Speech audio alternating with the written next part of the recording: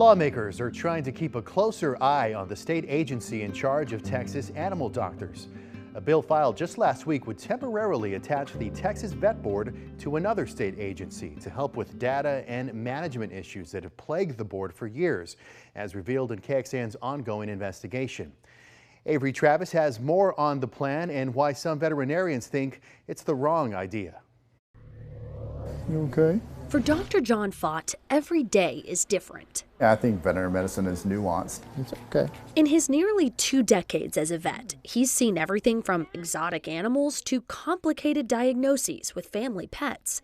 He believes Texas needs a regulatory board with the same expertise. We've recognized there's been dysfunctions and probably some things that need to get resolved and fixed.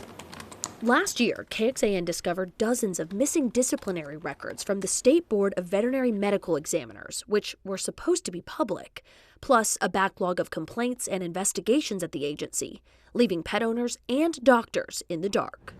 At the time, the board pointed to trouble implementing the right data software. Several top leaders stepped down following our investigation.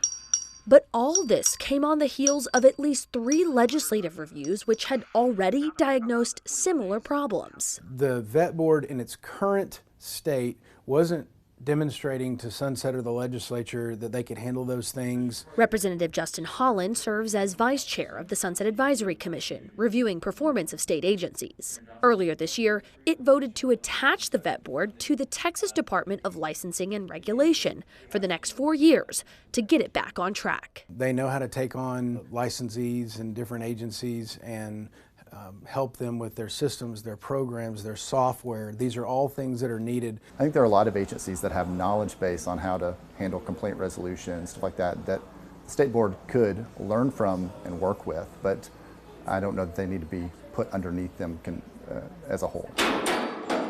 Dr. Fott and other members of the state's Veterinary Association are worried about this treatment plan. They'd rather see TDLR in an advisory role, along with some other agencies and experts, keeping the vet board autonomous. However, Holland says the move under this bill would be temporary, but necessary. We're not trying to move their license to TDLR. We want them to issue their own licenses. We want them to be proud of their license, and we want to be proud of the board that oversees and regulates their industry. You okay? You're okay. We don't quite have that right now. Avery Travis, KXAN Investigates. And the new executive director of the vet board says they've made some big changes in the last 6 months, claiming they've ramped up inspections and enforcement to protect the public and the animals. She said, quote, "While we know we have a long way to go to restore the trust of the public and the legislature, we are confident that the agency is on the right track." Now, lawmakers still have to approve Sunset's recommendation in order to attach the vet board to the TDLR. The bill was referred to the House Committee on Agriculture and Livestock last week. We will keep following it. You can catch up on all of our coverage on this issue right now at kxan.com/veterinary board.